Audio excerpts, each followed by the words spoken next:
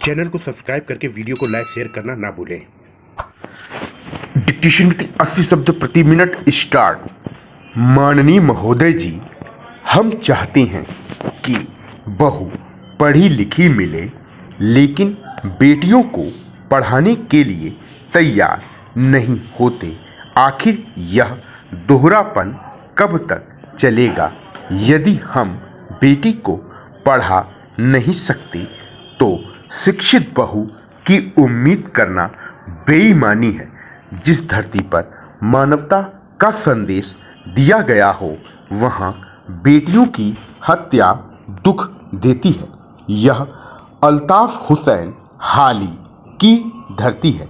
हाली ने कहा था, माओ बहनों बेटियां, दुनिया की जन्नत तुमसे है। ये उद्गार है भारत के प्रधानमंत्री के, जो 22 जनवरी 2015 को हरियाणा के पानीपत से बेटी बचाओ बेटी पढ़ाओ अभियान की शुरुआत पर व्यक्त कर रहे थे। यह अभियान केंद्र सरकार के महत्वाकांक्षी कार्यक्रमों में से एक है। अब प्रश्न उठता है कि इस अभियान की जरूरत क्यों पड़ी?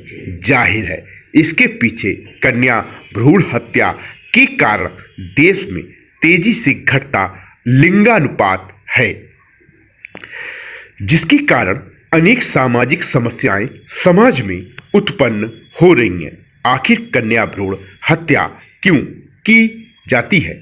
इसके पीछे छुपी मानसिकता क्या है? इसके क्या खतरे हैं? इसका समाज पर क्या प्रभाव पड़ रहा है तथा कैसे इस समस्या का निदान किया जा सकता है? इन्हीं सब प्रश्नों के उत्तरों को तलाश करने की कोशिश हम करेंगे।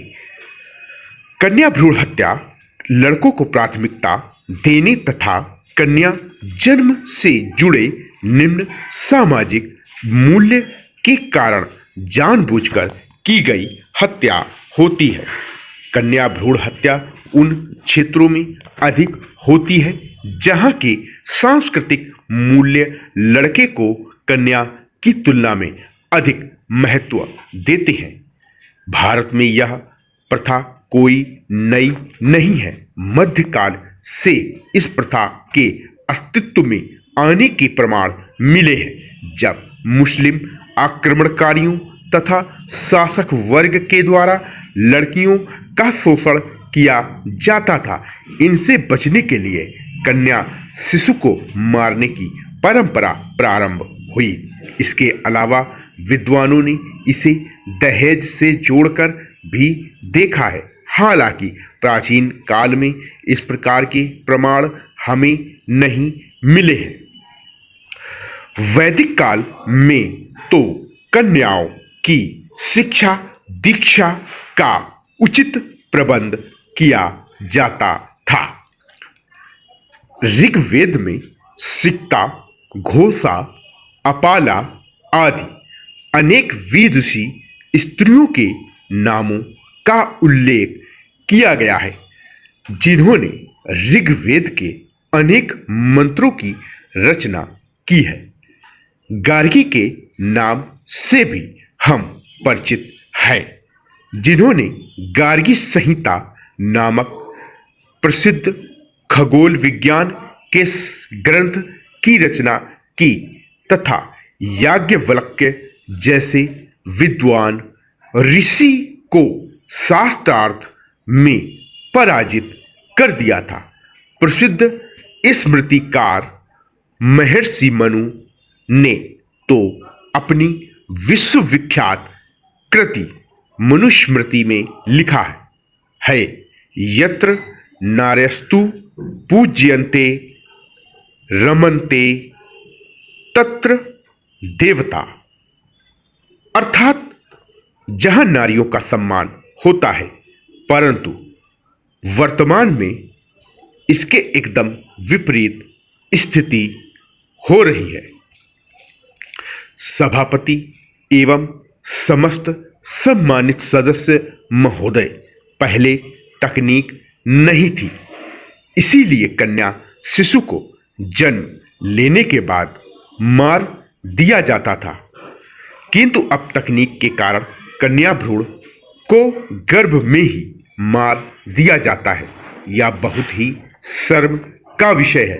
यूनिसेफ की एक रिपोर्ट के अनुसार भारत में सुनियोजित लिंग भेद के कारण भारत की जनसंख्या से लगभग 5 करोड़ लड़कियां गायब हैं। विश्व में अधिकतर देशों में प्रति पुरुषों पर लगभग 105 स्त्रियों का जन्म होता है, जबकि भारत में 100 पुरुषों पर केवल 93 स्त्रियां ही हैं। संयुक्त राष्ट्र का कहना है कि भारत में अनुमानित तौर पर प्रतिदिन 2000 अजन्मी कन्याओं की हत्या की जाती है। भारत में यह स्त्री विरोधी नजरिया समाज के सभी वर्गों में फैला है। भारत में स्त्रियों को महत्व न देने के कई कारण हैं, जिनमें आर्थिक उपयोगिता, सामाजिक उपयोगिता तथा धार्मिक उपयोगिता प्रमुख है। संयुक्त राज्य ने चेतावनी दी है कि भारत में कन्या भ्रूण हत्या जनसंख्या से जुड़े संकट उत्पन्न कर सकती है। वर्ष 1981 में 0 से 6 साल के बच्चों का लिंग अनुपात 962 था, जो 1991 में घटकर 945 तथा 2001 में 927 तथा 2011 में और अधिक घटकर 914 रह गया है। इस आयु वर्ग में सर्वाधिक चिंताजनक स्थिति हरियाणा 830, पंजाब 846, जम्मू कश्मीर 859, राजस्थान 890 राज्यों में है। घटते लिंगानुपात के कारण इन राज्यों में अविवाहित युवकों की संख्या बढ़ रही है।